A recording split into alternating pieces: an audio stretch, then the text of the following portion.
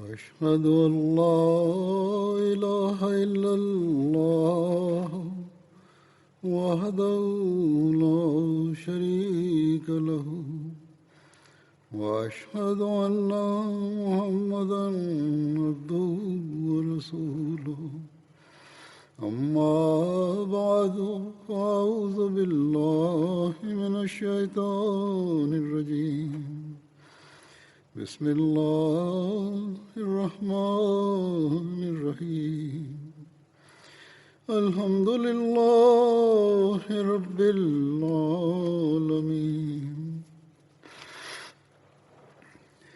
الرحمن الرحيم مالك يوم الدين إياك نعبد وإياك نستعين اهدنا الصراط المستقيم صراط الذين أنعمت عليهم غير المغضوب عليهم ولا الضالين. ஹசரத் அலி அவர்களை பற்றிய நற்குறிப்பு நடைபெற்று வருகின்றது. ஹசரத் முஸ்லிமோர் ரலியல்லாஹு அன்ஹு அவர்கள் ஹசரத் அலி ரலியல்லாஹு அன்ஹு அவர்களின் உயிர் தியாகம் தொடர்பாக கூறுகின்றார்கள். விவகாரங்கள் முழுமையாக தீர்க்கப்பட்டிருக்கவில்லை. அந்நிலையில் எத்துணை பெரிய மனிதர்கள் இருக்கின்றார்களோ அவர்களை கொலை செய்து இந்த குழப்பத்தை தீர்க்க வேண்டும் என்று ஹாரிஜீன்கள் தங்களுக்குள் ஆலோசனை செய்தனர். எனவே அவர்களுள் வீரமிக்க மனிதர்கள் இவ்வாறு உறுதிமொழி எடுத்தனர். அதாவது, அவர்களில் ஒருவர் ஹசரத் அலி ரலியல்லாஹு அன்ஹு அவர்களையும், மற்றொருவர் ஹசரத் முஆவியா ரலியல்லாஹு அன்ஹு அவர்களையும், மற்றும் ஒருவர் அம்ர் பின் ஆஸ் அவர்களையும் நான் ஒரே நேரத்தில் கொலை செய்து விடுவேன் என்று உறுதிமொழி எடுத்துக்கொண்டனர். ஹசரத் முஆவியாவை நோக்கி கொலை செய்ய சென்றவன் தாக்குதல் நடத்திய போதும் அன்னார் மீது அவனது வாள் சரிவரப்படவில்லை. எனவே ஹசரத் முஆவியா அவர்கள் சாதாரண காயமுற்றார்கள். மேலும் அந்த நபர் பிடிபட்டு பின்னர் கொலை செய்யப்பட்டு விட்டார். அம்ர் பின் ஆஸ் அவர்களை கொலை செய்ய சென்ற நபரும் தோல்வியுற்றான். ஏனென்றால் நோயின் காரணமாக அம்ர் பின் ஆஸ் அவர்கள் அப்பொழுது தொழ வரவில்லை. ஹசரத் அம்ர் பின் ஆஸ் ரலியல்லாஹு அன்ஹு அவர்களுக்கு பகரமாக அந்த நேரத்தில் எந்த நபர் தொழ வைப்பதற்காக வந்தாரோ அவர் மீது அவன் தாக்குதல் நடத்தினான். அவன் பிடிபட்டான். அதன் பிறகு அவன் கொலை செய்யப்பட்டான். ஹசரத் அலி ரலியல்லாஹு அன்ஹு அவர்களை கொலை செய்வதற்காக சென்ற மனிதன் அன்னார் சுபு தொழுகைக்காக எழுந்து நிற்க முற்பட்ட போது அன்னார் மீது தாக்குதல் தொடுத்தான். அதனால் அன்னார் மிகவும் அபாயகரமான காயங்களுக்கு ஆளானார்கள். அந்த நபர் அன்னார் மீது தாக்குதல் தொடுத்த போது, அலியே, உமது அனைத்து கூற்றுகளையும் ஏற்றுக்கொள்வதற்கு நீர் தகுதி படைத்தவர் கிடையாது. மாறாக இந்த உரிமை அல்லாஹ்விற்கு மட்டுமே இருக்கின்றது என்று கூறியவாறு அந்த மனிதன் தாக்குதல் தொடுத்தான். ஹசரத் அலி ரலியல்லாஹு அன்ஹு அவர்களின் உயிர் தியாகம் தொடர்பாக ஹசரத் நபி நாயகம் ஸல்லல்லாஹு அலைஹி வஸல்லம் அவர்கள் முன்னறிவிப்பு செய்திருந்தார்கள்.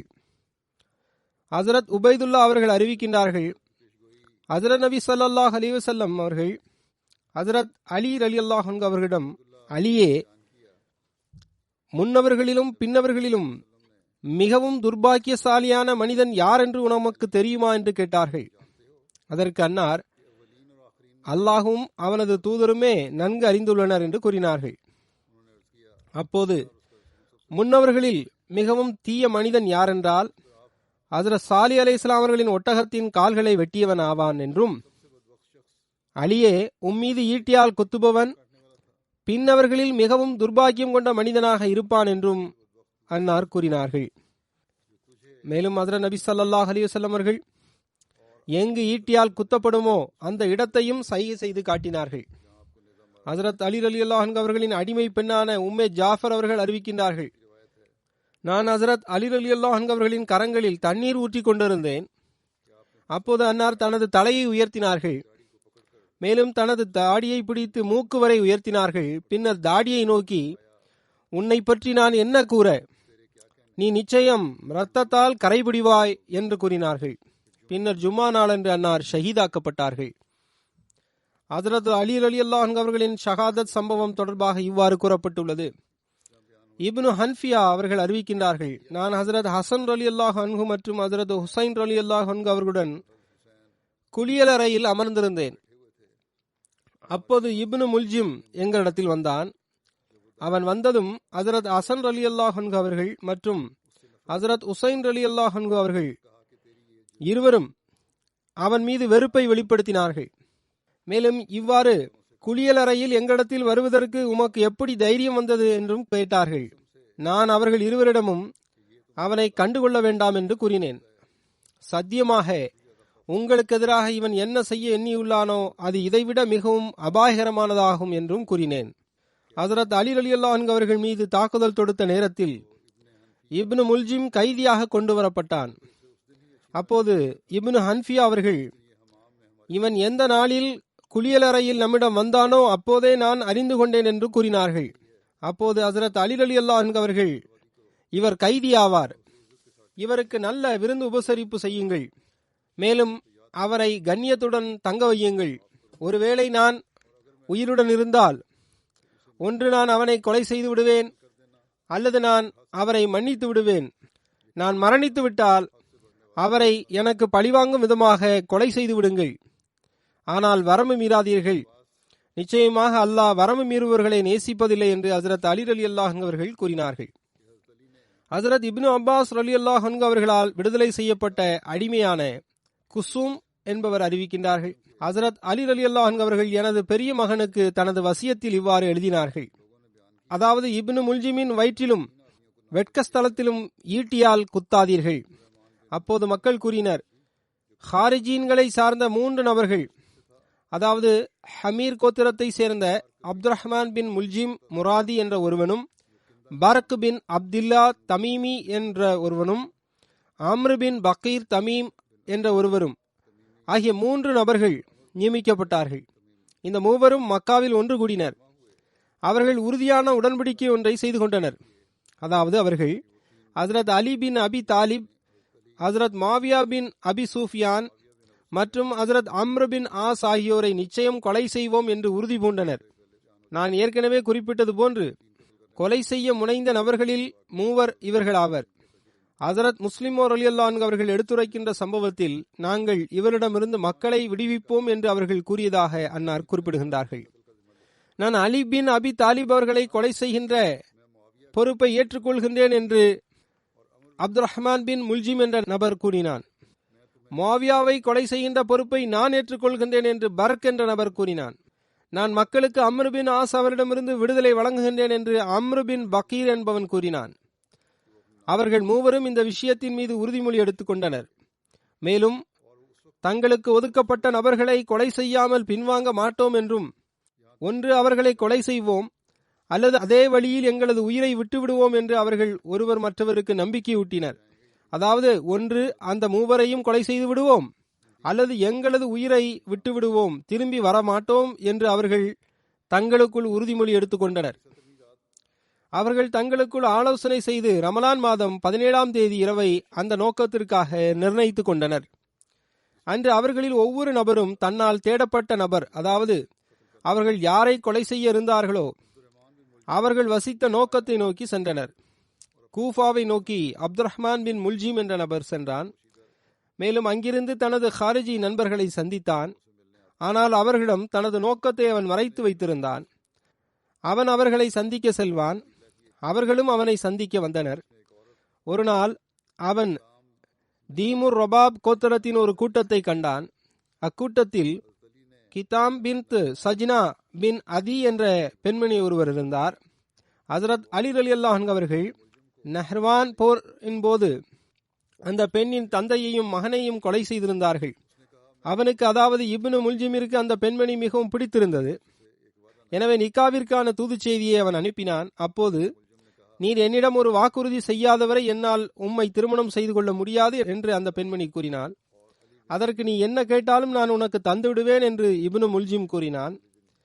பின்னர் அந்த பெண்மணி 3000 மற்றும் அலி பின் அபி தாலிப் அவர்களின் கொலை என்று பதிலளித்தாள்.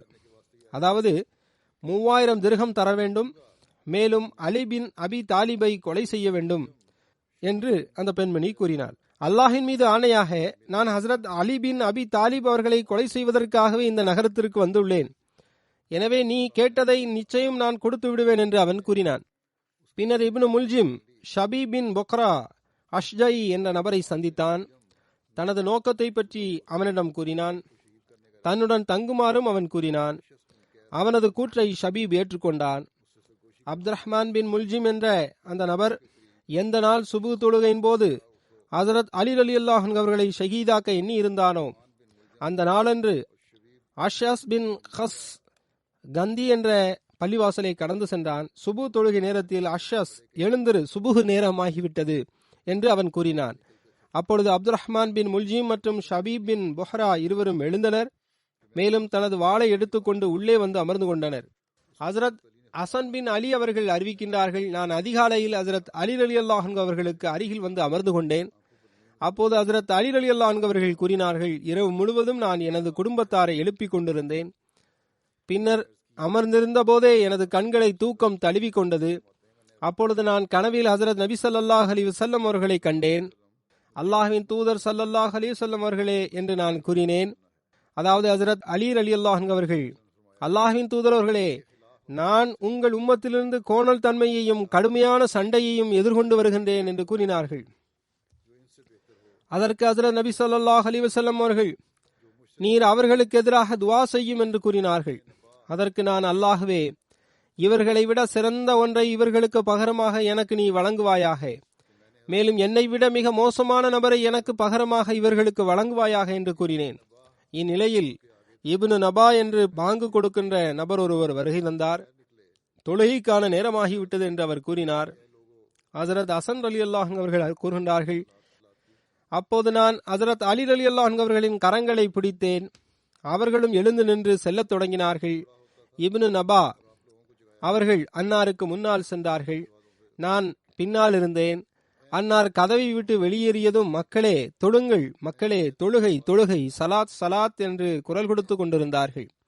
அன்னார் தினமும் இவ்வாறே செய்து கொண்டிருந்தார்கள். அன்னார் வெளியில் புறப்படும் பொழுது அன்னார் கரத்தில் சவுக்கு ஒன்றை வைத்திருந்தார்கள். அன்னார் மக்களை எழுப்பிக் கொண்டே செல்வார்கள். மேலும் வீடுகளின் கதவுகளில் அந்த சவுக்கை அடித்துக் கொண்டும் செல்வார்கள். அந்த நேரத்தில் கொலைகாரர்கள் இருவரும் அன்னாருக்கு முன்பு வந்தனர். நேரில் சம்பவத்தை கண்டவர்களில் சிலர் இவ்வாறு கூறுகின்றனர், வாள் ஒளி வீசியதை நான் கண்டேன். மேலும் அலியே, கட்டளை என்பது அல்லாஹுக்கே உரியது, உமக்குரியது அல்ல என்று கூறியதையும் நான் கேட்டேன். பின்னர் மற்றொரு வாளையும் நான் கண்டேன். இருவரும் சேர்ந்து அன்னார் மீது தாக்குதல் தொடுத்தனர். அப்துல் ரஹ்மான் பின் முல்ஜிம் என்பவனின் வாள் ஹசரத் அலி ரலியல்லாஹு அன்ஹு அவர்களின் நெற்றியிலிருந்து தலைவரை சென்றடைந்தது, அதாவது மூளை வரை சென்றடைந்தது. ஆனால் ஷபீப் என்பவனின் வாள் வீட்டின் கதவின் பலகையில் பட்டது. அப்போது இந்த நபர் உங்களிடமிருந்து தப்பித்து ஓடிவிடக் கூடாது என்று ஹசரத் அலி ரலியல்லாஹு அன்ஹு அவர்கள் கூறியதை நான் கேட்டேன். மக்கள் அனைவரும் அவனை சுற்றி வளைத்து கொண்டார்கள். ஆனால் ஷபீப் என்பவன் தப்பி ஓடிவிட்டான். அதே நேரத்தில் அப்துல் ரஹ்மான் பின் முல்ஜிம் என்பவன் கைது செய்யப்பட்டான். மேலும் அவன் ஹசரத் அலி ரலியல்லாஹு அன்ஹு அவரிடம் கொண்டு வரப்பட்டான். அதற்கு ஹசரத் அலி ரலியல்லாஹு அன்ஹு அவர்கள், இவருக்கு நல்ல உணவு கொடுங்கள், மேலும் நல்ல மென்மையான படுக்கையும் கொடுத்து விடுங்கள். நான் உயிருடன் இருந்தால் பின்னர் நான் இந்த இரத்தத்திற்கு பகரமாக மன்னிப்பதற்கும் அல்லது பழிவாங்குவதற்கும் உரிமை படைத்தவனாக இருக்கின்றேன். நான் மரணித்து விட்டால் இவனை கொலை செய்து என்னுடன் சேர்த்து விடுங்கள் என்று கூறினார்கள். மேலும் நான் ரப்புல் ஆலமீனிடம் இவனை குறித்து சண்டை செய்வேன், அதாவது பின்னர் இந்த விவகாரத்தை அல்லாஹ்வின் சன்னிதானத்தில் நான் எடுத்து வைத்து விடுவேன் என்று கூறினார்கள். ஹசரத் அலி ரலியல்லாஹு அன்ஹு அவர்களின் மரணம் நெருங்கிய போது அன்னார் உயில் ஒன்றை எழுதினார்கள். பிஸ்மில்லாஹிர் ரஹ்மானிர் ரஹீம். இது அலி பின் அபி தாலிப் செய்த வசியத்தாகும். நான் சாட்சியம் வழங்குகின்றேன், அல்லாஹ்வை தவிர வணக்கத்திற்குரியவன் வேறு எவனும் இல்லை. அவன் ஏகனாவான், அவனுக்கு இணை எவனும் இல்லை. மேலும் ஹஜ்ரத் முஹம்மது ரசூலுல்லாஹி ஸல்லல்லாஹு அலைஹி வஸல்லம் அவர்கள் அவனின் தூதரும் அடியாரும் ஆவார்கள். அன்னாரை அல்லாஹ் நேர்வழி மற்றும் உண்மையான மார்க்கத்துடன் அனுப்பி வைத்துள்ளான். அவன் இந்த மார்க்கத்தை மற்ற மார்க்கங்களின் மீது மேலோங்க செய்வதற்காக அன்னாருக்கு உண்மையான மார்க்கத்தை வழங்கி அனுப்பியுள்ளான். இணை வைப்பவர்கள் இதனை எவ்வளவு வெறுத்தாலும் சரியே, நிச்சயமாக எனது தொழுகை, எனது தியாகம், எனது வாழ்க்கை, எனது மரணம் ரப்புல் ஆலமீன் ஆகிய அல்லாஹுக்கே உரியன. அவனுக்கு எந்த இணையும் இல்லை. அவனே எனக்கு கட்டளை வழங்கியுள்ளான். மேலும் நான் கட்டுப்பட்டவர்களை சார்ந்தவனாவேன். அதன் பிறகு அன்னார் தனது மகனான ஹசரத் ஹசன் ரலியல்லாஹு அன்ஹு அவரிடம் கூறினார்கள், ஹசனே, நான் உமக்கும் அனைத்து பிள்ளைகள் மற்றும் குடும்பத்தின் அனைத்து உறுப்பினர்கள் பற்றியும் அல்லாஹுக்கு அஞ்சுகின்றேன். நீங்கள் அனைவரும் அல்லாஹுக்கு அஞ்சுங்கள். நீங்கள் அல்லாஹுக்கு அஞ்சு கொண்டிருக்கும்படி நான் உங்களுக்கு வசியத் செய்கின்றேன். அவனே உங்களின் பராமரிப்பவனாவான். நீங்கள் இஸ்லாத்தின் நிலையிலேயே இந்த உலகத்தை விட்டு செல்ல வேண்டும். நீங்கள் அனைவரும் அல்லாஹின் கயிற்றை உறுதியாக பற்றி பிடித்துக் கொள்ள வேண்டும். உங்களுக்குள் கருத்து வேறுபாடு கொள்ளாதீர்கள். ஏனென்றால் அபுல் காசிம் ஸல்லல்லாஹு அலைஹி வஸல்லம் அவரிடமிருந்து நான் இவ்வாறு கூற கேட்டுள்ளேன். அதாவது, தங்களுக்குள் சீர்திருத்தம் செய்து கொள்வது நஃபீலான தொழுகைகள் மற்றும் நோன்புகளை விட சிறந்ததாகும். இது மிக முக்கியமான விஷயமாகும். இதனை நினைவில் கொள்ள வேண்டும். தங்களுக்கிடையிலான தொடர்பை சீர்திருத்தம் செய்வது நஃபீலான தொழுகைகள் மற்றும் நோன்புகளை விட சிறந்ததாகும். நீங்கள் சமாதானத்துடன் வசிப்பதும் மக்களை சீர்திருத்தம் செய்வதும் மாபெரும் நன்மைகளாகும். நீங்கள் உங்களது உறவினர்களை கருத்தில் கொள்ள வேண்டும். மேலும் அவருடன் நல்ல முறையிலும் நடந்து கொள்ள வேண்டும். அதனால் அல்லாஹ் உங்களின் கணக்கின் மீது எளிமையை ஏற்படுத்தி விடுவான். அனாதைகளின் விவகாரத்தில் அல்லாஹுக்கு அஞ்சி கொண்டிருக்க வேண்டும். தனது நாவுகள் மூலம் அவர்கள் உங்களுக்கு உதவி செய்ய வேண்டும் என்று நீங்கள் அவர்களை நிர்பந்திக்க கூடாது. மேலும் உங்களுக்கு முன்னால் அவர்கள் வீணாகிவிடும் அளவிற்கு அவர்களை நீங்கள் நிர்பந்திக்க கூடாது. அண்டை அயலாருக்கான உரிமைகள் தொடர்பாகவும் நீங்கள் அல்லாஹுக்கு அஞ்ச வேண்டும். ஏனென்றால் நீங்கள் உங்களது அண்டை அயலார்களின் உரிமைகளை செலுத்தி வாருங்கள் என்று அல்லாஹ் ஹஸரத் நபி ஸல்லல்லாஹு அலைஹி வஸல்லம் அவர்களுக்கு வலியுறுத்தி கூறியுள்ளான். எந்த அளவுக்கென்றால் அண்டை அயலார்களை அல்லாஹ் எனது வாரிசாக்கி விடுவானோ என்ற எண்ணம் ஹஸரத் நபி ஸல்லல்லாஹு அலைஹி வஸல்லம் அவர்களுக்கு ஏற்பட்டது. திருக்குர்ஆன் விவகாரத்திலும் நீங்கள் அல்லாஹுக்கு அஞ்ச வேண்டும். திருக்குர்ஆன் விவகாரத்தில் மற்றவர் உங்களை முந்திவிடக்கூடாது. தொழுகை விவகாரத்திலும் நீங்கள் அல்லாஹுக்கு அஞ்ச வேண்டும். ஏனெனில் இது உங்களது மார்க்கத்தின் தூணாகும். மேலும் உங்களின் இறைவனின் இல்லம் தொடர்பாகவும் நீங்கள் அல்லாஹுக்கு அஞ்ச வேண்டும். வாழ்நாள் முழுவதும் அது காலியாக இருப்பதை நீங்கள் அனுமதிக்க கூடாது. ஏனெனில் அதனை நீங்கள் காலியாக விட்டுவிட்டால் அதை போன்ற இல்லம் ஒன்று உங்களுக்கு கிடைக்காது. அல்லாஹின் வழியில் ஜிஹாத் செய்வது தொடர்பான விவகாரத்திலும் நீங்கள் அல்லாஹுக்கு அஞ்ச வேண்டும். உங்களது உயிரை கொண்டும் செல்வத்தை கொண்டும் நீங்கள் ஜிஹாத் செய்ய வேண்டும். மேலும் ஜக்காத் தொடர்பாகவும் நீங்கள் அல்லாஹுக்கு அஞ்ச வேண்டும். ஏனென்றால் அது இறைவனின் கோபத்தை தணிக்கின்றது. மேலும் உங்களின் தூதர் ஹஸரத் நபி ஸல்லல்லாஹு அலைஹி வஸல்லம் அவர்களின் பொறுப்புகள் தொடர்பாகவும் அல்லாஹுக்கு அஞ்ச வேண்டும். உங்களுக்கு மத்தியில் எவர் மீதும் அநீதி இழைக்கப்படக்கூடாது. மேலும் ஹஸரத் நபி ஸல்லல்லாஹு அலைஹி வஸல்லம் அவர்களின் சஹாபாக்களின் விவகாரங்களிலும் நீங்கள் அல்லாஹுக்கு அஞ்ச வேண்டும். ஏனென்றால் ஹஸரத் நபி ஸல்லல்லாஹு அலைஹி வஸல்லம் அவர்களுக்கு ஆதரவாக வசிய செய்துள்ளார்கள். யாசிப்பவர்கள் மற்றும் ஏழைகள் தொடர்பாகவும் நீங்கள் அல்லாஹுக்கு அஞ்ச வேண்டும். உங்களது வாழ்வியல் பொருட்களில் அவர்களையும் நீங்கள் சேர்த்து கொள்ள வேண்டும். அவர்கள் தொடர்பாகவும் நீங்கள் அல்லாஹுக்கு அஞ்ச வேண்டும். மேலும் உங்களது வழக்கரம் சொந்தமாக்கி கொண்டவர்கள் தொடர்பாகவும் நீங்கள் அல்லாஹுக்கு அஞ்ச வேண்டும். அதாவது எவர்களது பொறுப்புகள் உங்களிடம் ஒப்படைக்கப்பட்டுள்ளதோ அவர்களது விவகாரங்களிலும் நீங்கள் அல்லாஹுக்கு அஞ்ச வேண்டும். தொழுகையை பாதுகாத்துக் கொள்ளுங்கள். தொழுகையை பாதுகாத்துக் கொள்ளுங்கள். அல்லாஹின் திருப்தியை பெறுவதற்காக குற்றம் சாட்டுபவரின் எந்த குற்றச்சாட்டிற்கும் அஞ்சாதீர்கள். அல்லாஹின் திருப்தியை கண்முன் இருக்க வேண்டும். மிக முக்கியமான விஷயமாகும். அவன் உங்களுக்கு போதுமானவனாக இருப்பான். எவர் உங்களுக்கு ஏதாவது பாதிப்பை ஏற்படுத்த விரும்புகின்றாரோ மேலும் உங்களுக்கு எதிராக கிளர்ச்சி செய்கின்றாரோ அவருக்கு எதிரில் அல்லாஹ் உங்களுக்கு போதுமானவனாக இருப்பான். அல்லாஹ் உங்களுக்கு கட்டளை வழங்கியது போன்று மக்களிடம் நன்மையான காரியங்களை பேசுங்கள். நன்மையை ஏவுவதும் தீமையை தடுக்கின்ற பணியையும் நீங்கள் ஒருபோதும் விட்டுவிடாதீர்கள். இல்லையென்றால் உங்களில் மோசமானவர் உங்களுக்கு ஆட்சியாளராகி விடுவார். நன்மையை ஏவுவதும் தீமையை தடுப்பதும் மிக முக்கியமான காரியமாகும். இதில் எப்போதும் நீங்கள் நிலை பெற்றிருக்க வேண்டும். அதனை ஒருபோதும் நீங்கள் கைவிட்டு விடக்கூடாது. இல்லையென்றால் உங்களில் மோசமானவர் உங்களின் ஆட்சியாளராகி விடுவார். பின்னர் நீங்கள் துஆ செய்யுங்கள். ஒருவர் மற்றவருடன் தொடர்பில் முன்னேறுங்கள். மேலும் ஒருவர் மற்றவருக்கு உதவி செய்யுங்கள். எச்சரிக்கை: ஒருவர் மற்றவரிடம் பகைமையில் முன்னேறக்கூடாது. தொடர்பை முறித்துக் கொள்ளாதீர்கள். கருத்து வேறுபாடு கொள்ளாதீர்கள். நன்மை மற்றும் இறையச்சத்தில் ஒருவருக்கு ஒருவர் உதவி செய்யுங்கள். பாவம் மற்றும் வரம்பு மீறுதலில் உதவி செய்யாதீர்கள். அல்லாஹுவின் அச்சத்தை மேற்கொள்ளுங்கள். நிச்சயமாக அல்லாஹ் மிக கடுமையாக தண்டனை வழங்குவனாவான். அஹ்லே பைத்தை சார்ந்த கண்ணியமான உறுப்பினர்களே, அல்லாஹ் உங்களை பாதுகாப்பானாக.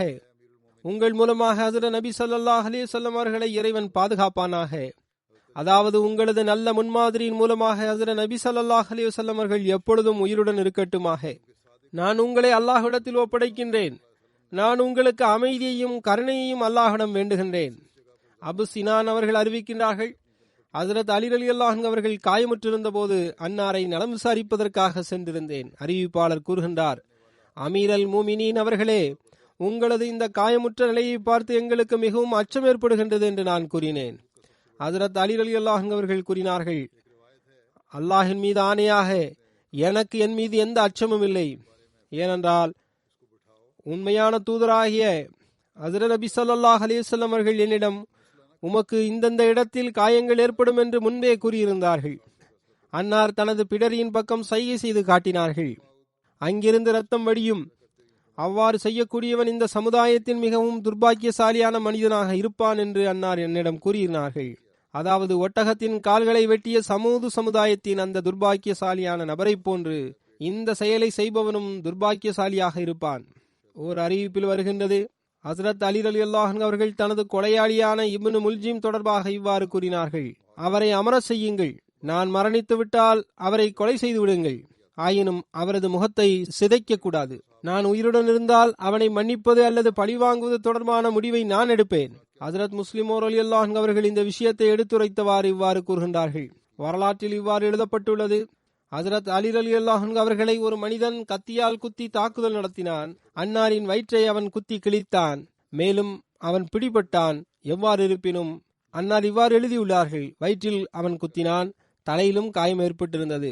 ஒருவேளை வயிற்றிலும் காயங்கள் ஏற்பட்டிருக்கலாம், அல்லது ஒருவேளை அப்படி ஒரு எண்ணம் ஹஜ்ரத் முஸ்லிம் ரலியல்லாஹு அன்ஹு அவர்களுக்கு தோன்றியிருக்கலாம்.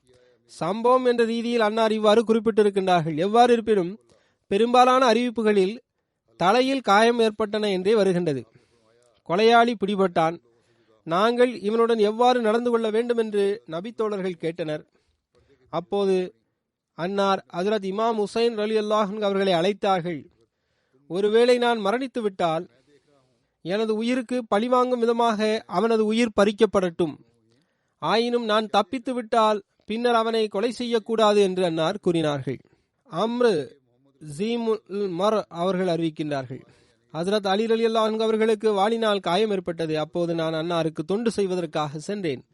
அன்னார் தனது தலையை சாய்த்து வைத்திருந்தார்கள். அப்போது நான், அமீர் அல் மூமினீன் அவர்களே, நீங்கள் உங்களது தலையை காட்டுங்கள் என்று கூறினேன். அன்னார் காயத்தின் மேலிருந்த துணியை எடுத்தார்கள். அப்போது நான், இது சிறிய காயம்தானே என்று கேட்டேன்.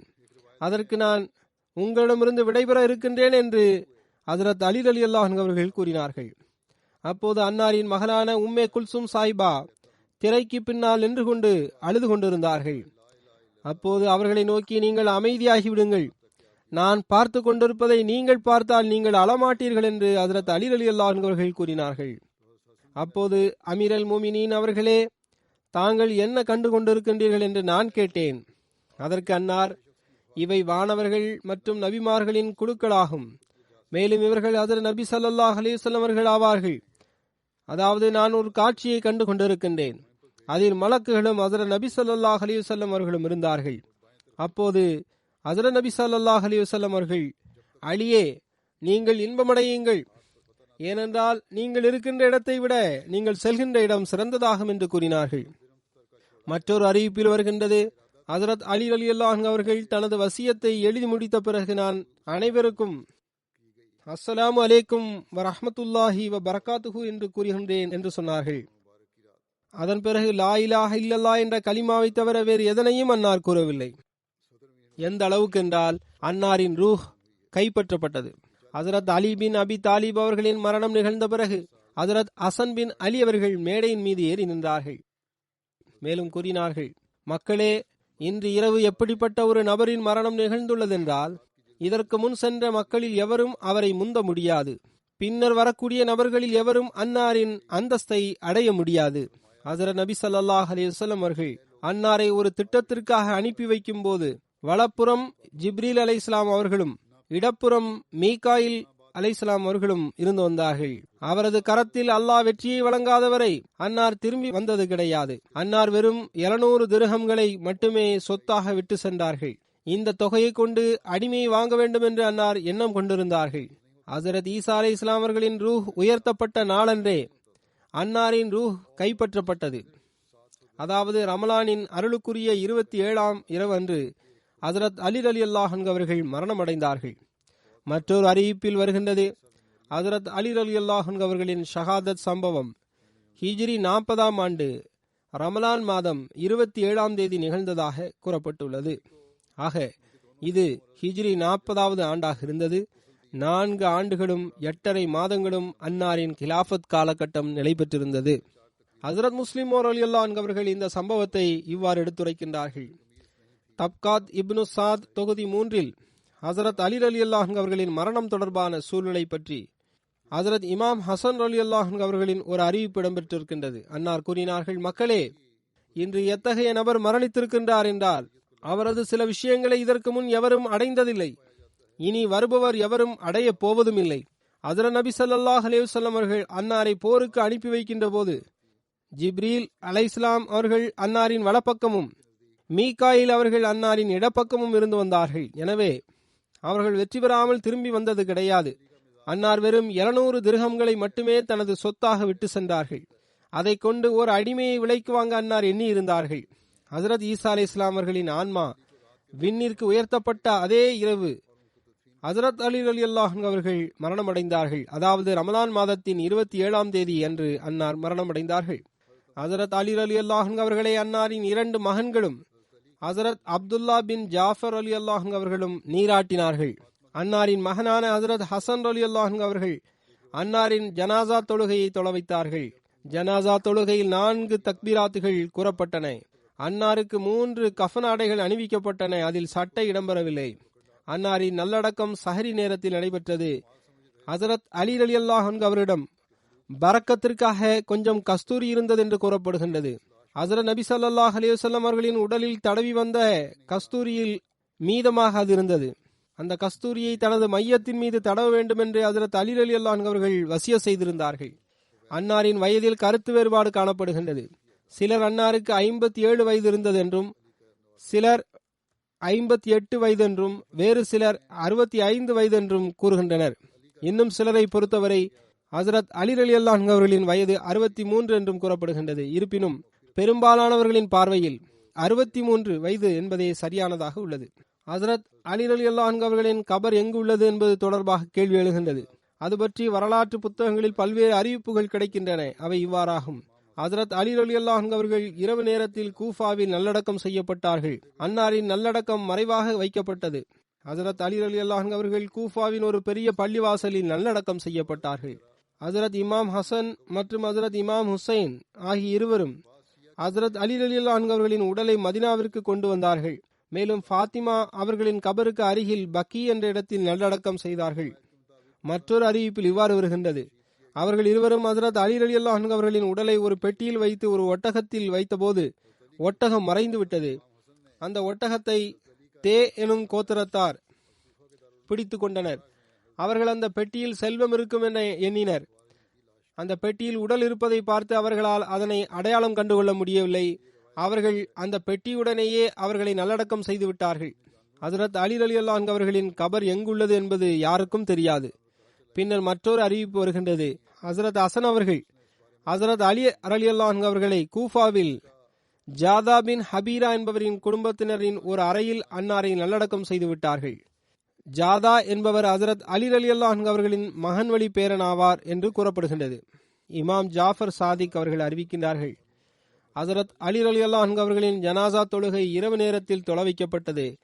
கூஃபாவில் அன்னார் நல்லடக்கம் செய்யப்பட்டார்கள். அன்னாரின் கபர் இருக்கும் இடம் மறைவாக வைக்கப்பட்டது. எனினும் அது கைசர் அரசாங்கத்திற்கு அருகில் இருந்தது. மற்றொரு அறிவிப்பில் இவ்வாறு வருகின்றது, ஹஜ்ரத் அலி ரலியல்லாஹு அன்ஹு அவர்களின் மரணத்திற்கு பிறகு ஹஜ்ரத் இமாம் ஹசன் ரலியல்லாஹு அன்ஹு அவர்கள் அன்னாரின் ஜனாசா தொழுகை தொழ வைத்தார்கள். கூஃபா நகரத்திற்கு வெளியில் ஹஜ்ரத் அலி ரலியல்லாஹு அன்ஹு அவர்கள் நல்லடக்கம் செய்யப்பட்டார்கள். அன்னாரின் கபர் ரகசியமாக வைக்கப்பட்டது. ஹாரிஜீன்கள் அன்னாரின் கபரை அவமரியாதை செய்துவிடக் கூடாது என்பதற்காக அந்த தகவல் மறைவாக வைக்கப்பட்டது. ஹஜ்ரத் அலி ரலியல்லாஹு அன்ஹு அவர்களின் கபர் நஜஃப் நகரத்தில் இருப்பதாக சில ஷியாக்கள் கூறுகின்றனர். அந்த நகரத்தை தற்போதைய காலத்தில் மஷ்ஹதுன் நஜஃப் என்று கூறுகின்றனர். ஒரு அறிவிப்புக்கேற்ப கூஃபா நகரத்தில் ஹஜ்ரத் அலி ரலியல்லாஹு அன்ஹு அவர்கள் ஷஹீதாக்கப்பட்டார்கள். எனினும் அன்னாரின் கபர் எங்குள்ளது என்பது எவருக்கும் தெரியாது. ஹஜ்ரத் அலி ரலியல்லாஹு அன்ஹு அவர்களின் மரணத்திற்கு பிறகு ஹஜ்ரத் இமாம் ஹசன் ரலியல்லாஹு அன்ஹு அவர்கள் ஹஜ்ரத் அலி ரலியல்லாஹு அன்ஹு அவர்களின் ஜனாசா தொழுகையை தொழ வைத்தார்கள். மேலும் தலைநகரமான கூஃபாவில் ஹஜ்ரத் அலி ரலியல்லாஹு அன்ஹு அவர்கள் நல்லடக்கம் செய்யப்பட்டார்கள். ஹாரிஜீன்கள் அன்னாரின் உடலை அவமரியாதை செய்து விடுவார்கள் என்ற அச்சம் இருந்தது. அல்லாமா இப்னு அசீர் அவர்கள் எழுதுகின்றார்கள், இந்த அறிவிப்பு மிகவும் பிரபல்யமானதாகும். அன்னாரின் உடல் விலங்கின் மீது வைக்கப்பட்டது. அந்த விலங்கு அன்னாரை சுமந்து சென்றது. ஆனால் அது எங்கே சென்றது என்பது யாருக்கும் தெரியாது என்று கூறப்படுகின்றது. ஆனால் இந்த அறிவிப்பு சரியானதல்ல. இது தொடர்பாக மக்கள் தவறிழைத்துள்ளனர். இந்த கருத்தை ஷரியத்தும் ஏற்றுக்கொள்ளவில்லை, அறிவும் ஏற்றுக்கொள்ளவில்லை. பெரும்பாலான அறிவினர்களே இந்த கருத்தை ஒப்புக்கொள்கின்றனர். அதாவது ஹஜ்ரத் அலி அவர்களின் கபர் மஷ்ஹதுன் நஜஃப் என்ற இடத்தில் இருக்கின்றது என்று கூறுவதற்கு எந்த ஆதாரமும் இல்லை. அதில் எந்த உண்மையும் இல்லை. மேலும் அங்கே ஹஜ்ரத் முஹீரா பின் ஷோபா அவர்களின் கபர்தான் உள்ளது என்றும் கூறப்படுகின்றது. இப்னு யதீமியா கூறுகின்றார்கள், நஜஃப் நகரத்தில் மஷ்ஹது என்ற பெயருடைய இடம் உள்ளது. ஹஜ்ரத் அலி ரலியல்லாஹு அன்ஹு அவர்களின் கபரை பற்றி யாருக்கும் தெரியாது என்பதை அறிஞர்கள் ஒப்புக்கொள்கின்றனர். மாறாக அங்கு ஹஜ்ரத் மகீரா பின் ஷோபா அவர்களின் கபரே உள்ளது. அஹ்லே பைத், ஷியாக்கள் மற்றும் ஏனைய முஸ்லிம்கள் கூஃபாவில் அவர்களின் அரசாங்கம் 300 ஆண்டுகளை விட அதிகமாக இருந்தது என்பதை அறிந்திருந்தும் கூட இது ஹஜ்ரத் அலி ரலியல்லாஹு அன்ஹு அவர்களின் கபர் ஆகும் என்று அவர்கள் குறிப்பிடவில்லை. ஹஜ்ரத் அலி ரலியல்லாஹு அன்ஹு அவர்களின் ஷஹாதத் சம்பவம் நிகழ்ந்த 300 ஆண்டுகளுக்கு பிறகு அந்த இடத்தை மஷ்அலே அலி என்று கூறப்படுகின்றது. எனவே இது ஹஜ்ரத் அலி ரலியல்லாஹு அன்ஹு அவர்களின் கபராகும் என்று அறிவிப்பு முற்றிலும் தவறாகும். ஹஜ்ரத் அல்லாமா இப்னு ஜவாசி அவர்கள் தனது வரலாற்று நூலில் ஹஜ்ரத் அலி ரலியல்லாஹு அன்ஹு அவர்களின் கபர் தொடர்பாக பல்வேறு அறிவிப்பை செய்துள்ளார்கள். அது ஏற்கனவே எடுத்து கூறப்பட்டு விட்டது. தொடர்ந்து அன்னார் எழுதுகின்றார்கள், எந்த கூற்று சரியானது என்பதை அல்லாஹ்வே நன்கறிவான். ஹஜ்ரத் அலி ரலியல்லாஹு அன்ஹு அவர்களின் திருமணம் மற்றும் அவர்களின் சந்ததிகள் தொடர்பான நற்குறிப்பு இவ்வாறு கிடைக்கின்றது. ஹஜ்ரத் அலி ரலியல்லாஹு அன்ஹு அவர்கள் பல்வேறு தருணங்களில் 8 திருமணங்கள் செய்திருந்தார்கள். அவர்களின் பெயர்கள் இவ்வாறாகும்: ஃபாத்திமா பின்த் ரசூல் ஸல்லல்லாஹு அலைஹி வஸல்லம், ஹைவ்லா பின்த் ஜாஃபர் பின் கைஸ், லைலா பின்த் மசூத் பின் காலித், உம்முல் பனீன் பின் காலித், அஸ்மா பின்த் உமைஸ், ஷாபா உம்மே ஹபீப் பின்த் ரமியா, அமாமா பின்த் அபுல் அஸ்ஆ பின் ரபி. இவர் ஹஜ்ரத் நபி ஸல்லல்லாஹு அலைஹி வஸல்லம் அவர்களின் மகள் ஆகிய ஹஜ்ரத் ஜைனப் அவர்களின் மகள் ஆவார்கள். மேலும் ஹஜ்ரத் நபி ஸல்லல்லாஹு அலைஹி வஸல்லம் அவர்களின் மகள் வெளிப்பேத்தி ஆவார்கள். உம்மே சயீத் பின்த் உர்வா பின் மசூத் சக்ஃபி அவர்கள் ஆவார்கள். அல்லாஹ் இவர்களுக்கு பெரும் சந்ததிகளை வழங்கினான். அவர்களின் எண்ணிக்கை 30 விட அதிகமாகும். 14 மகன்களும் 19 மகள்களும் இருந்தனர். அன்னாரின் சந்ததி ஹஜ்ரத் ஹசன் ரலியல்லாஹு அன்ஹு, ஹஜ்ரத் உசைன் ரலியல்லாஹு அன்ஹு, முஹம்மது பின் ஹன்ஃபியா, அப்பாஸ் பின் கலாபியா மற்றும் அம்ர் பின் தக்லீத்யா ஆகியோர் மூலம் அன்னாரின் சந்ததி தொடர்ந்தது. ஹஜ்ரத் அலி ரலியல்லாஹு அன்ஹு அவர்களின் சிறப்புகள் மற்றும் நற்பண்புகள் பற்றி இவ்வாறு எழுதப்பட்டுள்ளது. ஹஜ்ரத் இப்னு அப்பாஸ் அவர்கள் அறிவிக்கின்றார்கள், ஹஜ்ரத் ரசூல் ஸல்லல்லாஹு அலைஹி வஸல்லம் அவர்கள் இவ்வாறு கூறினார்கள், நான் அறிவின் நகரமாவேன். ஹஜ்ரத் அலி ரலியல்லாஹு அன்ஹு அவர்கள் அதன் வாசல் ஆவார்கள். எவர் அந்த நகரத்தை அடைய எண்ணம் கொள்வாரோ அவர் முதலில் அந்த வாசலை வந்தடைய வேண்டும். ஹஜ்ரத் முஸ்லிம் ரலியல்லாஹு அன்ஹு அவர்கள் கூறுகின்றார்கள், ஒருமுறை ஹஜ்ரத் அலி ரலியல்லாஹு அன்ஹு அவர்கள் இவ்வாறு கூறினார்கள், சஹாபாக்களில் ஹஜ்ரத் அபூபக்கர் ரலியல்லாஹு அன்ஹு அவர்கள் மிகவும் வீரராகவும் தைரியசாலியாகவும் இருந்தார்கள். பதர் போர் நாளன்று ஹஜ்ரத் நபி ஸல்லல்லாஹு அலைஹி வஸல்லம் அவர்களுக்காக தனியாக அறை ஒன்று தயார் செய்யப்பட்டது. அப்போது இன்று ஹஜ்ரத் நபி ஸல்லல்லாஹு அலைஹி வஸல்லம் அவர்களின் பாதுகாப்பு பணியை யாரிடம் ஒப்படைப்பது என்ற கேள்வி எழுந்தது. அப்போது ஹஜ்ரத் அபூபக்கர் ரலியல்லாஹு அன்ஹு அவர்கள் உடனடியாக வாளை ஏந்தி நின்று கொண்டார்கள். அன்னார் அபாயம் நிறைந்த அந்த சந்தர்ப்பத்திலும் மிக தைரியத்துடன் ஹஜ்ரத் நபி ஸல்லல்லாஹு அலைஹி வஸல்லம் அவர்களின் பாதுகாப்பு பணியை மேற்கொண்டார்கள். இதே போன்று ஹதீஸில் வந்துள்ளது, ஒருமுறை ஹஜ்ரத் நபி ஸல்லல்லாஹு அலைஹி வஸல்லம் அவர்கள், நான் அறிவின் நகரமாவேன். ஹஜ்ரத் அலி ரலியல்லாஹு அன்ஹு அவர்கள் அதன் வாசல் ஆவார்கள் என்று கூறினார்கள். எனவே ஹஜ்ரத் அலி ரலியல்லாஹு அன்ஹு அவர்களையும் ஹஜ்ரத் நபி ஸல்லல்லாஹு அலைஹி வஸல்லம் அவர்கள் உலமாவை சார்ந்தவர்களாக குறிப்பிட்டுள்ளார்கள். ஆயினும் ஹைபர் போரின் மிக நுட்பமான தருணத்தில் இஸ்லாத்தின் கொடியை ஹஜ்ரத் நபி ஸல்லல்லாஹு அலைஹி வஸல்லம் அவர்கள் அன்னாரின் கரங்களிலேயே ஒப்படைத்தார்கள். இதிலிருந்து தெரிய வருவது என்னவென்றால், ஹஜ்ரத் நபி ஸல்லல்லாஹு அலைஹி வஸல்லம் அவர்களின் காலத்தில் இருந்த உலமா பெருமக்கள் கோழையாக இருந்ததில்லை, மாறாக எல்லாரையும் விட மிக தைரியசாலியாக இருந்தார்கள். இங்கு உலமாவின் தைரியம் பற்றி கூறப்பட்டு வருகின்றது. எனவே இது தொடர்பாக இந்த சம்பவத்தை அன்னார் எடுத்துரைத்துள்ளார்கள்.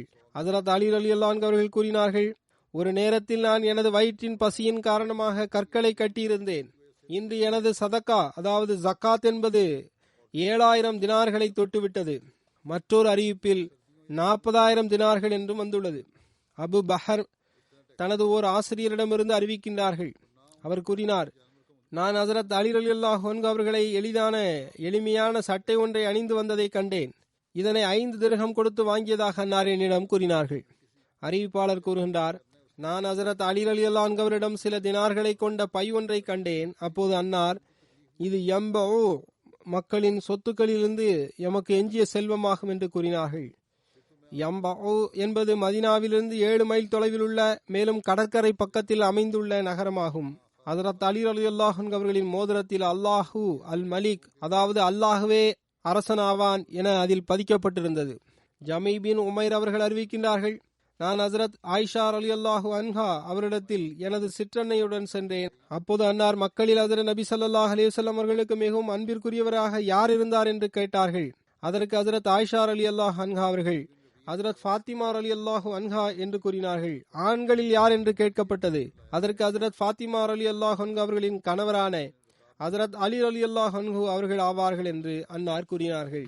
ஹஜ்ரத் சலஃபா பின் அபி மாலிக் அவர்கள் அறிவிக்கின்றார்கள், ஹஜ்ரத் சாத் பின் உபாதா ஒவ்வொரு போர் மைதானத்திலும் ஹஜ்ரத் நபி ஸல்லல்லாஹு அலைஹி வஸல்லம் அவர்கள் சார்பாக கொடியேந்தி நின்றார்கள். ஆனால் போருக்கான நேரம் வந்தபோது ஹஜ்ரத் அலி பின் அபி தாலிப் அவர்கள் கொடியை பெற்றுக் கொள்வார்கள். சகைப் கோத்திரத்தின் ஒரு நபர் கூறுகின்றார், ஹஜ்ரத் அலி ரலியல்லாஹு அன்ஹு அவர்கள் என்னை சாபூர் பகுதியின் பொறுப்பாளராக நியமனம் செய்தார்கள். சாபூர் என்பது பாரிஸின் ஒரு முக்கிய பகுதியாகும். மேலும் கூறினார்கள், ஒரு திர்ஹம் வரியின் காரணமாக எவருக்கும் நீங்கள் சவுக்கடி கொடுக்க கூடாது. மக்களின் செல்வங்களை பின்தொடரக்கூடாது. குளிர்காலங்களிலும் கோடை காலத்திலும் அவர்களது ஆடைகளையும் பின்தொடரக்கூடாது. அவர்களின் ஆடைகள் அவிழ்ந்துவிடும் அளவிற்கு அவரிடமிருந்து வரி வசூல் செய்யக்கூடாது. மேலும் அவர்கள் பயன்படுத்தி வருகின்ற விலங்குகளுக்கு பகரமாக விலங்குகளை கேட்கக்கூடாது. எவரையும் ஒரு திர்ஹம் பணத்தை பெறுவதற்காக நிற்க வைக்கக்கூடாது. அதாவது என்ன வரியை வசூல் செய்தாலும் ஜிஸ்யாவாக வசூல் செய்ய வேண்டும். மக்கள் மீது எந்த சுமையும் சுமத்தக்கூடாது. அவர்களுக்கு எந்த கஷ்டத்தையும் கொடுக்கக்கூடாது என்று கூறினார்கள். அப்போது அமீரல் முமினின் அவர்களே, அவ்வாறென்றால் நான் வெறும் கையுடன் தான் திரும்பி வர நேரிடும். நான் உங்களிடமிருந்து செல்கின்ற நிலையிலேயே திரும்பி வந்து விடுவேன் என்று கூறினேன். ஹஜ்ரத் அலி ரலியல்லாஹு அன்ஹு அவர்கள், நல்லது, அப்படியே ஆகட்டும் என்று கூறினார்கள். நீங்கள் வெறும் கையுடன் திரும்ப நேரிட்டாலும் மக்களின் தேவைகளுக்கு அதிகமான செல்வத்திலிருந்தே நீங்கள் வரி வசூல் செய்ய நமக்கு கட்டளை தரப்பட்டுள்ளது என்று கூறினார்கள். ஹஜ்ரத் இப்னு அப்பாஸ் அவர்கள் அறிவிக்கின்றார்கள், நீர் எமது சகோதரரும் எனது தோழரும் ஆவீர் என்று ஹஜ்ரத் அலி ரலியல்லாஹு அன்ஹு அவரிடம் ஹஜ்ரத் நபி ஸல்லல்லாஹு அலைஹி வஸல்லம் அவர்கள் கூறினார்கள். அலி பின் ரஃபியா அவர்கள் அறிவிக்கின்றார்கள், நான் ஹஜ்ரத் அலி அவர்களிடம் இருந்தேன். அவர்கள் அதில் பயணமாகும் பொருட்டு அவர்களுக்காக ஒரு விலங்கு ஒன்று கொண்டு வரப்பட்டது. அன்னார் அதில் ஏறி அமர கால் வைத்த போது 3 முறை பிஸ்மில்லா என்று கூறினார்கள். மேலும் அந்த விலங்கின் முதுகில் நேராக அமர்ந்து விட்ட பிறகு அல்ஹம்துலில்லா என்று கூறினார்கள். அதன் பிறகு இவ்வாறு கூறினார்கள், இந்த விலங்கை நமக்கு தொண்டுக்காக படைத்த இறைவன் தூயவன் ஆவான். நாம் எந்த ஆற்றலும் பெற்றிருக்கவில்லை. பின்னர் நாம் அந்த இறைவன் பக்கமே திரும்பி செல்லவும் இருக்கின்றோம் என்று கூறினார்கள். பின்னர் அன்னார் 3 முறை அல்ஹம்துலில்லா என்றும் பின்னர் அல்லாஹு அக்பர் என்று 3 முறையும் கூறினார்கள். அதன் பிறகு இவ்வாறு துவா செய்தார்கள், இறைவா நீ தூயவன். நிச்சயமாக நானே என் ஆன்மாவின் மீது அநீதி இழைத்திருக்கின்றேன். எனவே என்னை நீ மன்னித்து விடு. ஏனென்றால் உன்னை தவிர பாவங்களை மன்னிப்பவன் வேறு எவனும் இல்லை. இதன் பிறகு ஹஜ்ரத் அலி ரலியல்லாஹு அன்ஹு அவர்கள் புன்னகைத்தார்கள். அறிவிப்பாளர் கூறுகின்றார், அமீரல் முமினின் அவர்களே, தாங்கள் எதன் காரணமாக புன்னகைத்தீர்கள் என்று நான் கேட்டேன். அதற்கு நான் இவ்வாறு செய்ததை போன்றே ஹஜ்ரத் நபி ஸல்லல்லாஹு அலைஹி வஸல்லம் அவர்களை செய்ததை நான் கண்டேன் என்று ஹஜ்ரத் அலி ரலியல்லாஹு அன்ஹு அவர்கள் கூறினார்கள். ஹஜ்ரத் நபி ஸல்லல்லாஹு அலைஹி வஸல்லம் அவர்களும் புன்னகைத்தார்கள். பின்னர் நான் ஹஜ்ரத் நபி ஸல்லல்லாஹு அலைஹி வஸல்லம் அவர்களே, எதன் காரணமாக நீங்கள் புன்னகைக்கின்றீர்கள் என்று நான் கேட்டேன் என்று ஹஜ்ரத் அலி ரலியல்லாஹு அன்ஹு அவர்கள் கூறினார்கள்.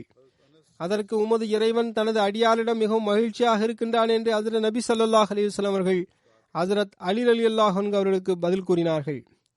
எனது இறைவா, எனது பாவங்களை மன்னிப்பாயாக.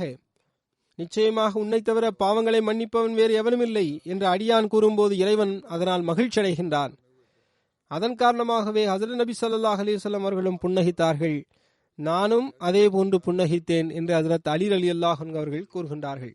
யஹ்யா பின் யாமிர் அவர்கள் அறிவிக்கின்றார்கள், ஒருமுறை ஹஜ்ரத் அலி பின் அபி தாலிப் அவர்கள் சொற்பொழிவு நிகழ்த்தினார்கள். அல்லாஹ்வை புகழ்ந்து அவனது மேன்மையை எடுத்துரைத்த பிறகு, மக்களே, உங்களுக்கு முன் சென்ற மக்கள் பாவங்கள் செய்ததன் காரணமாகவே அழிவிற்கு ஆளாகினர் என்று கூறினார்கள்.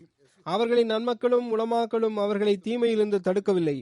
மேலும் அவர்கள் பாவங்களில் வரம்பு மீறிய போது அவர்களை பலதரப்பட்ட தண்டனைகள் பிடித்து கொண்டன. எனவே உங்கள் மீதும் அதுபோன்ற தண்டனைகள் வருவதற்கு முன்பாக நீங்கள் மக்களுக்கு நன்மையை ஏவுங்கள். மேலும் அவர்களை தீமையிலிருந்து தடுத்து நிறுத்துங்கள். நன்றாக நினைவில் கொள்ளுங்கள், நீங்கள் நன்மையை ஏவுவதும் தீமையிலிருந்து தடுப்பதும் உங்களின் செல்வத்தையும் குறைத்து விடாது, உங்களை மரணத்திற்கு அருகில் கொண்டு சென்று விடாது. ஹஜ்ரத் ஜாபிர் ரலியல்லாஹு அன்ஹு அவர்கள் அறிவிக்கின்றார்கள், ஒருமுறை ஹஜ்ரத் நபி ஸல்லல்லாஹு அலைஹி வஸல்லம் அவருடன் ஒரு அன்சாரி பெண்மணியின் வீட்டில் நாங்கள் அமர்ந்திருந்தோம்.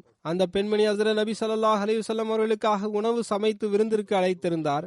அப்போது ஹஜ்ரத் நபி ஸல்லல்லாஹு அலைஹி வஸல்லம் அவர்கள், இப்போது உங்களிடத்தில் சொர்க்கத்திற்குரிய ஒருவர் வருவார் என்று கூறினார்கள். அதன் பிறகு ஹஜ்ரத் அபூபக்கர் ரலியல்லாஹு அன்ஹு அவர்கள் வந்தார்கள். நாங்கள் அன்னாருக்கு எங்களது வாழ்த்துக்களை தெரிவித்தோம். அப்போது ஹஜ்ரத் நபி ஸல்லல்லாஹு அலைஹி வஸல்லம் அவர்கள், இப்போது உங்களிடம் மேலும் ஒரு சொர்க்கத்திற்குரிய நபர் வருகை தருவார் என்று கூறினார்கள். அப்போது ஹஜ்ரத் உமர் ரலியல்லாஹு அன்ஹு அவர்கள் வருகை தந்தார்கள். நாங்கள் அவருக்கும் வாழ்த்துக்களை தெரிவித்தோம். பிறகு மூன்றாவது முறையாக, இப்போது மேலும் ஒரு சொர்க்கத்திற்குரிய நபர் உங்களிடம் வருகை தருவார் என்று ஹஜ்ரத் நபி ஸல்லல்லாஹு அலைஹி வஸல்லம் அவர்கள் கூறினார்கள். அறிவிப்பாளர் கூறுகின்றார், நான் அந்த நேரத்தில் ஹஜ்ரத் நபி ஸல்லல்லாஹு அலைஹி வஸல்லம் அவர்கள் தனது தலையை பேரித்தம்பழ செடியின் கீழே மறைத்து கொண்டிருந்ததை பார்த்தேன். மேலும், அல்லாஹ்வே, நீ நாடினால் வரக்கூடியவர் ஹஜ்ரத் அலி ரலியல்லாஹு அன்ஹு அவர்களாக இருக்கட்டும் என்று ஹஜ்ரத் நபி ஸல்லல்லாஹு அலைஹி வஸல்லம் அவர்கள் துஆ செய்து கொண்டிருந்தார்கள். பின்னர் ஹஜ்ரத் அலி ரலியல்லாஹு அன்ஹு அவர்கள் வருகை தந்தார்கள். அப்போது நாங்கள் அன்னாருக்கும் எங்களது வாழ்த்துக்களை தெரிவித்தோம். ஹஜ்ரத் அனஸ் ரலியல்லாஹு அன்ஹு அவர்கள் அறிவிக்கின்றார்கள், சொர்க்கம் 3 நபர்களை கொண்டுள்ளது என்று ஹஜ்ரத் நபி ஸல்லல்லாஹு அலைஹி வஸல்லம் அவர்கள் கூறினார்கள். அந்த 3 நபர்கள் அலி, அம்மார் மற்றும் சல்மான் ஆகியோர் ஆவர். அபு உஸ்மான் நஹதி அவர்கள் அறிவிக்கின்றார்கள், ஹஜ்ரத் அலி ரலியல்லாஹு அன்ஹு அவர்கள் கூறினார்கள், ஒருமுறை ஹஜ்ரத் நபி ஸல்லல்லாஹு அலைஹி வஸல்லம் அவர்கள் எனது கரங்களை பிடித்திருந்தார்கள். நாங்கள் மதினாவின் ஒரு வீதியை கடந்து ஒரு தோட்டத்தை சென்றடைந்தோம். அப்போது நான், அல்லாஹ்வின் தூதர் ஸல்லல்லாஹு அலைஹி வஸல்லம் அவர்களே, இந்த தோட்டம் எவ்வளவு அழகாக உள்ளது என்று கேட்டேன். அப்போது ஹஜ்ரத் நபி ஸல்லல்லாஹு அலைஹி வஸல்லம் அவர்கள், சொர்க்கத்தில் இதைவிட அழகிய தோட்டம் உங்களுக்கு உள்ளது என்று கூறினார்கள். ஹஜ்ரத் அம்மார் பின் யாசர் அவர்கள் அறிவிக்கின்றார்கள், நான் ஹஜ்ரத் நபி ஸல்லல்லாஹு அலைஹி வஸல்லம் அவர்களை ஹஜ்ரத் அலி ரலியல்லாஹு அன்ஹு அவரிடம் இவ்வாறு கூற கேட்டேன், அலியே, அல்லாஹ் உங்களுக்கு சிறப்பு ஒன்றை வழங்கியுள்ளான். அதைவிட மேலான சிறப்பை அவன் தனது அடியாருக்கு வழங்கியதில்லை. அது என்னவென்றால், உலகத்தில் விருப்பமின்மை என்பதாகும். அல்லாஹ் உம்மை எப்படி படைத்துள்ளான் என்றால், நீர் உலகிலிருந்து எதையும் பெறுவதும் இல்லை, உலகமும் உம்மிடமிருந்து எதையும் பெறுவதும் இல்லை.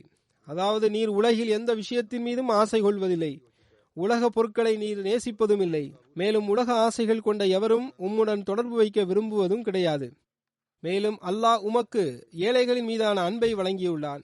மேலும் அவர்கள் உம்மை தமது இமாமாக ஆக்கி மகிழ்ச்சி கொண்டுள்ளனர். மேலும் நீரும் அவர்களை உமது சீடர்களாக கண்டு மகிழ்ச்சி அடைந்துள்ளீர்கள். எனவே எவர் உம்மை நேசிக்கின்றாரோ அவருக்கும் உம்மை பற்றி உண்மை பேசுபவருக்கும் நற்செய்தி உண்டாகட்டுமாக. எவர் உம்மீது பகைமை கொள்வாரோ அவருக்கு நாசம் உண்டாகட்டும். உமக்கு எதிராக பொய் பேசுபவருக்கும் நாசம் உண்டாகட்டும்.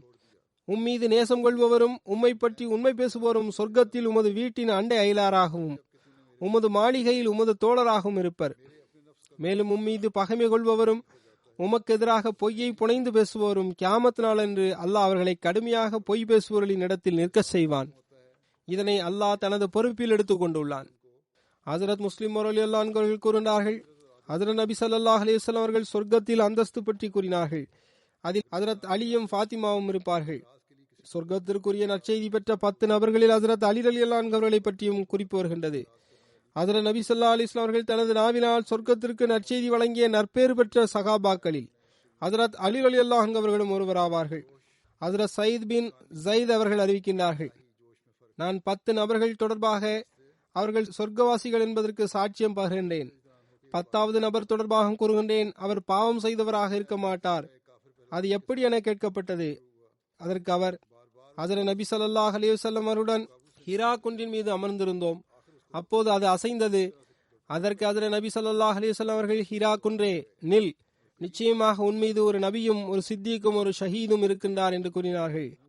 ஹஜ்ரத் வாக்களிக்கப்பட்ட மஸீஹ் இஸ்லாம் அவர்கள் எடுத்துரைத்த சம்பவத்தை இதற்கு முன்பும் நான் கூறியுள்ளேன். அதாவது நப்சின் மீது ஆதிக்கம் செலுத்துபவர் மற்றும் தற்பெருமையிலிருந்து விலகியவர் தொடர்பாக நான் இதற்கு முன்பு குறிப்பிட்டுள்ளேன். இப்போது நான் மீண்டும் இங்கு எடுத்துரைக்கின்றேன். ஹஜ்ரத் வாக்களிக்கப்பட்ட மஸீஹ் இஸ்லாம் அவர்கள் கூறுகின்றார்கள், ஹஜ்ரத் அலி ரலியல்லாஹு அன்ஹு அவர்கள் ஒரு எதிரியிடம் சண்டையிட்டுக் கொண்டிருந்தார்கள். இறைவனுக்காக மட்டுமே சண்டையிட்டுக் கொண்டிருந்தார்கள். இறுதியில் ஹஜ்ரத் அலி ரலியல்லாஹு அன்ஹு அவர்கள் அவனை கீழே வீழ்த்தி விட்டார்கள். அவனது நெஞ்சில் ஏறி அமர்ந்து விட்டார்கள். அவன் உடனடியாக ஹஜ்ரத் அலி ரலியல்லாஹு அன்ஹு அவர்களின் முகத்தில் துப்பி விட்டான். அப்போது உடனே ஹஜ்ரத் அலி ரலியல்லாஹு அன்ஹு அவர்கள் அவனது நெஞ்சிலிருந்து கீழே இறங்கி விட்டார்கள்.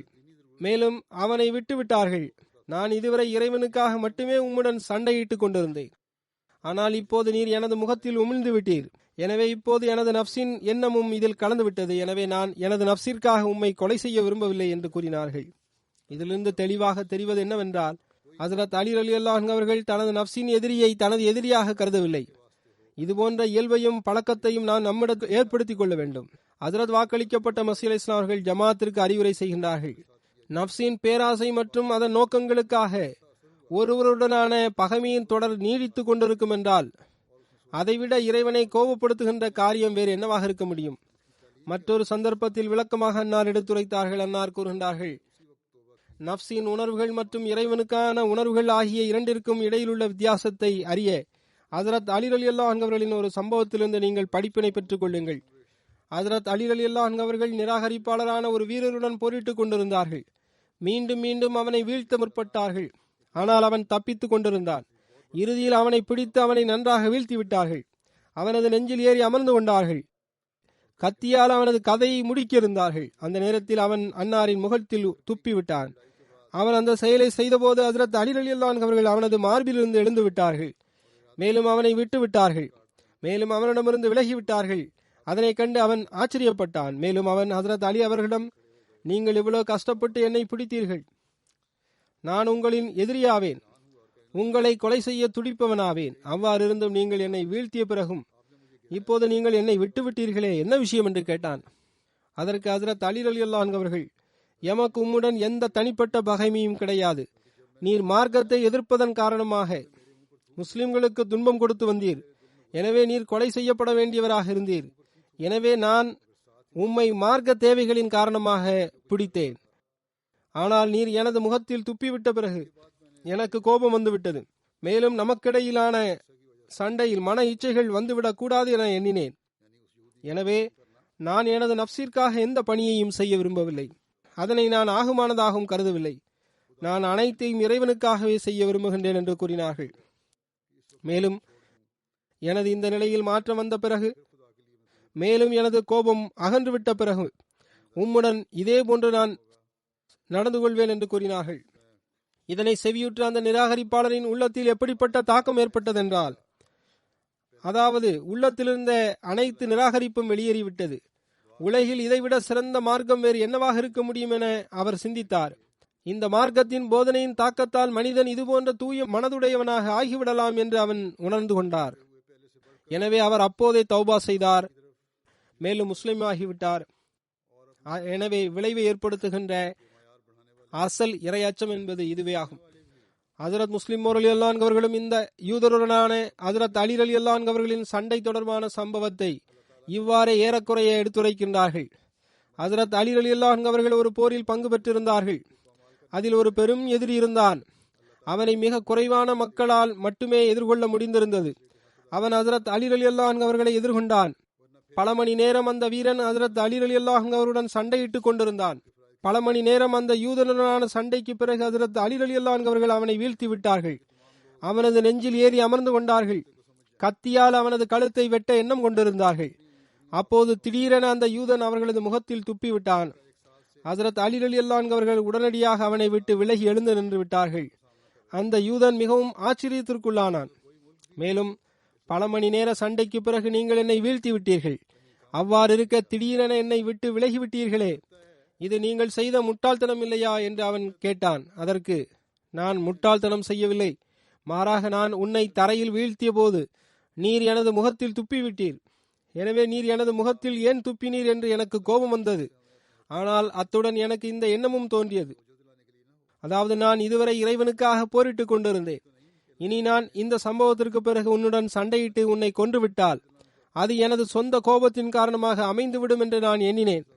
எனவே கோபத்தின் காரணமாக, மேலும் தனிப்பட்ட பகையால் உன்னை நான் கொலை செய்ய விரும்பவில்லை. அந்நிலையில் இறைவனின் திருப்தியை பெறுவதாகவும் அது இருக்காது என்று ஹஜ்ரத் அலி ரலியல்லாஹு அன்ஹு அவர்கள் அவனிடம் கூறினார்கள்.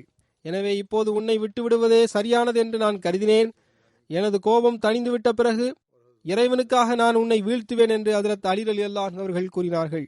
இதன் தொடர்ச்சி இன்ஷா அல்லாஹ் அடுத்த குதுபாவில் எடுத்துரைக்கப்படும். தற்போது நான் மற்றொரு விஷயத்தை கூற விரும்புகின்றேன். இன்று புதிய ஆண்டின் முதலாவது நாளாகும், மேலும் ஜும்மா நாளாகும்.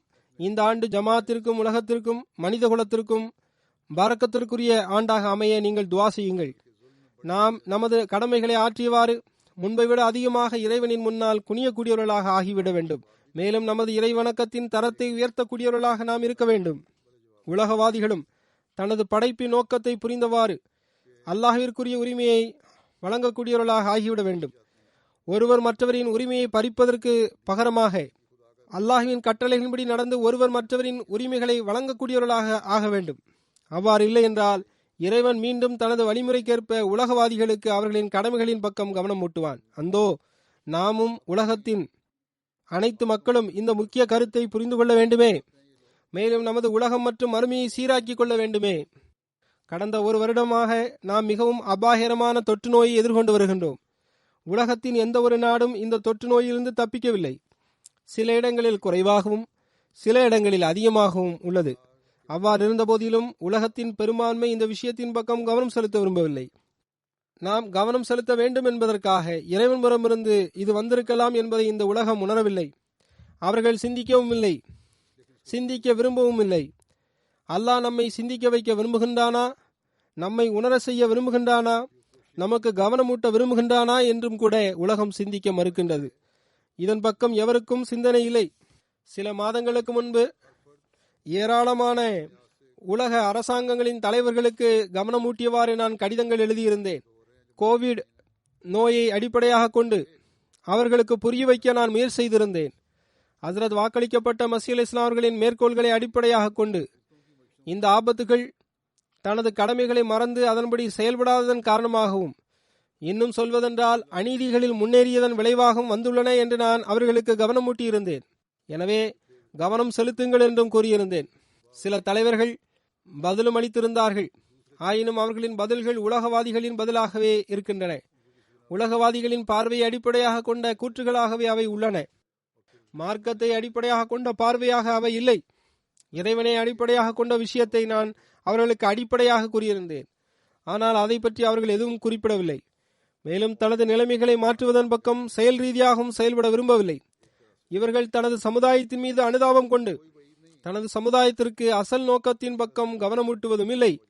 மேலும் இந்த தொற்று நோய்க்கு பிறகு ஏற்படும் தாக்கம் மிகவும் அபாயகரமானதாக இருக்கும் என்பதையும் அறிந்திருந்த பிறகும் அவர்கள் அதன் பக்கம் கவனம் செலுத்துவதில்லை.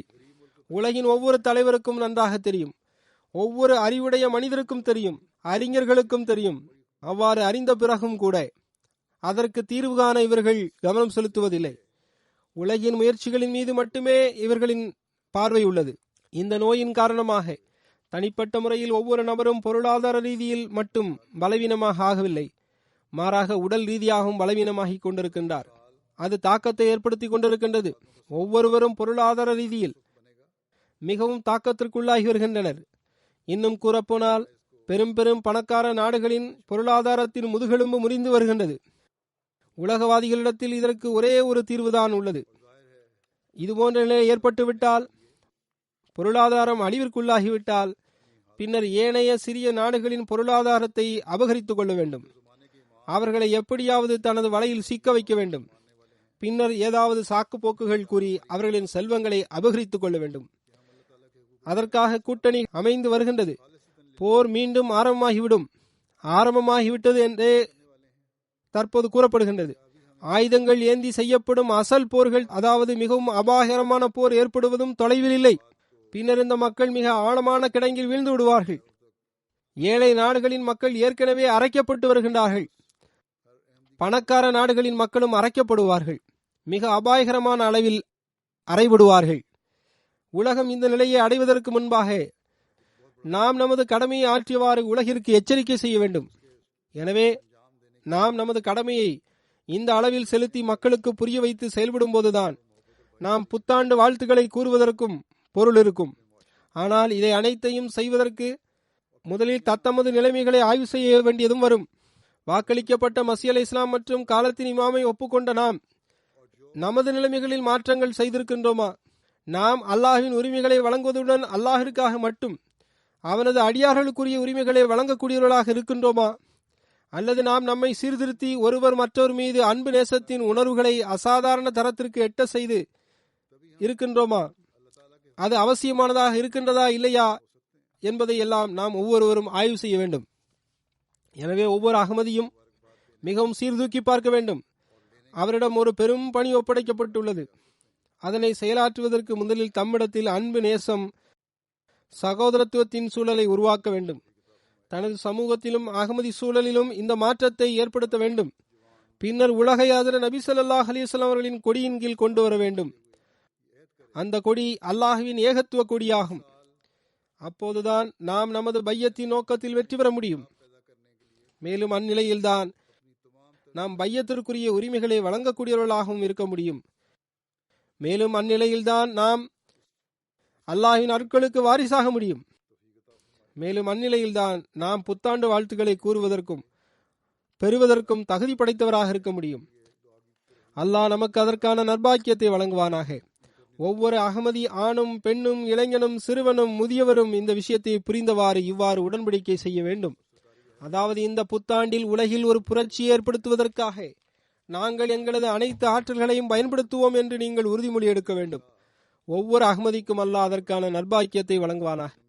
இன்றைய நாட்களில் பாகிஸ்தான் அகமதிகளுக்கும் அல்ஜீரியாவின் அகமதிகளுக்காகவும் துவா செய்யும்படி உங்களுக்கு கவனமூட்டுகின்றேன். உங்களது துவாக்களில் நீங்கள் அவர்களை நினைவில் வையுங்கள். பாகிஸ்தானின் சில இடங்களில் சில மௌலவிகள் மற்றும் அரசாங்க அதிகாரிகள் அநீதிகளில் ஈடுபட்டுள்ளனர். அல்லாஹ் அதுபோன்ற சீர்திருந்தாத மக்களை விரைவில் பிடிப்பதற்குரிய ஏற்பாட்டை செய்வானாக. யாருடைய சீர்திருத்தம் ஏற்பட முடியும், யாருக்கு ஏற்பட முடியாது என்பதை இறைவன் நன்கறிவான். எவருடைய சீர்திருத்தம் ஏற்பட முடியாதோ அந்நிலையில் அல்லாஹ் அவரை விரைவில் பிடிப்பதற்குரிய ஏற்பாட்டை செய்வானாக. தௌஹீனே ரிசாலத் என்ற பெயரில் ஏற்படுத்தப்பட்ட சட்டத்தை அடிப்படையாக கொண்டு இந்த மக்கள் அகமதிகள் மீது அங்கு அநீதி இழைக்க முயற்சி செய்கின்றனர். அகமதிகளின் தர்பியத்திற்காக நம்மிடம் உள்ள சில வழிமுறைகளை அவர்கள் பல வழிகளில் தடை செய்ய முயற்சி செய்கின்றனர்.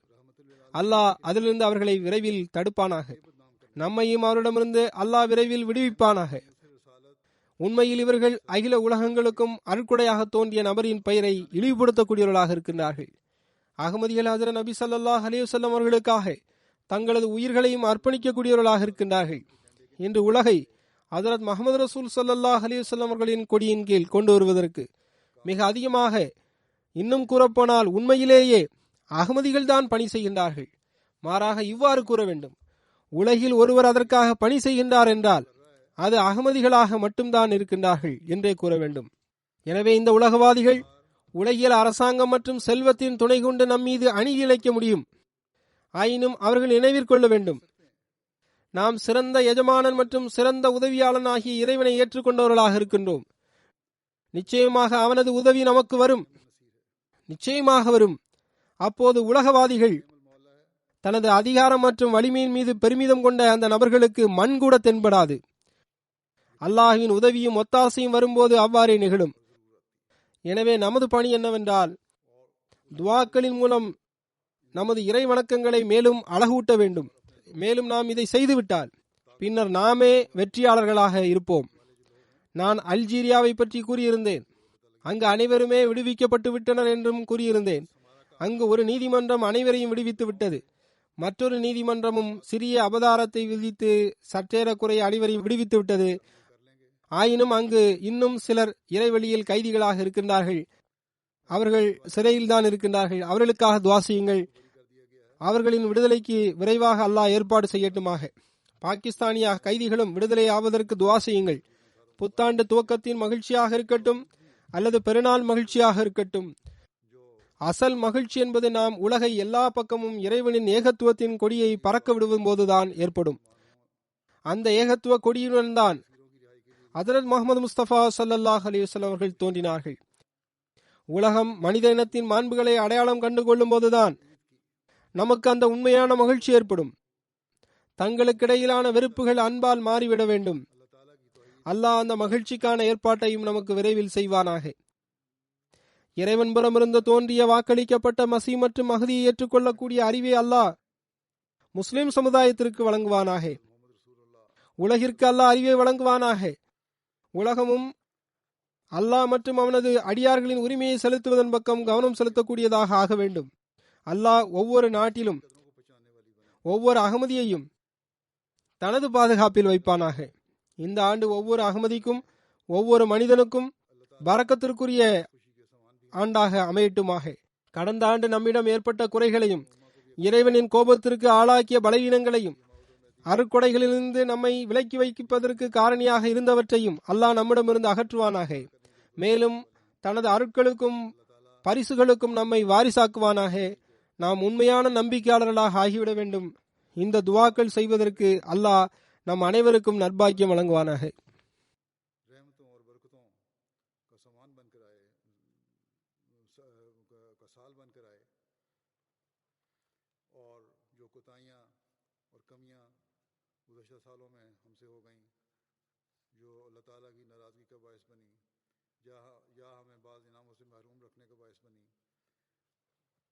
इनसे अल्लाह ताला हमें बचाए और अपने इनामों का और फजलों का वारिस बनाए और हकीकी मोमिन बन जाएं.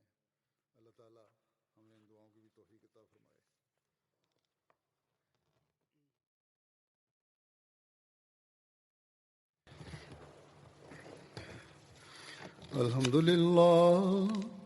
अल्हम्दुलिल्लाह नहमदुहु व नस्तईनुहु व नस्तगफिरुहु ونؤمن به ونتوكل عليه ونعوذ بالله من شرور أنفسنا ومن سيئات أعمالنا من يهده الله فلا مضل له ومن يضلله فلا هادي له